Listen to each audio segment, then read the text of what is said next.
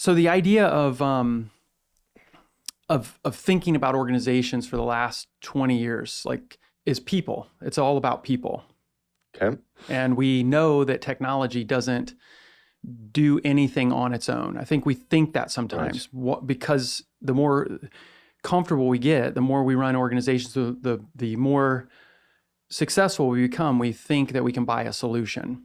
Right. So what has 20 years sort of taught you in a nutshell? And then let's unpack that. I guess I would put it this way, that the technology is an enabler, but the technology doesn't necessarily make the product, move the product. It doesn't do the hard work that the humans do on the production lines, the actual physical work. The system, the IT systems that we've evolved are really just intended to track initially, right? Track the movement of the product, to be able to understand at any given point in time what your situation is in terms of, cash, products, customers, suppliers, vendors, getting access to everything in one place.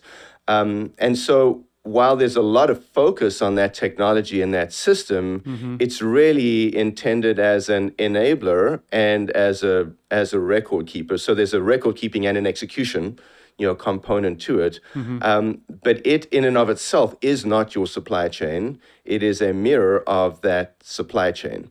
And so as we look to the past and try and look into the future on how that looks, back to the call it 50s, 60s, when we invented the computer, and computers were in big old rooms, and we basically were looking for a way for something to be able to do a task quicker and longer than what a human could do it.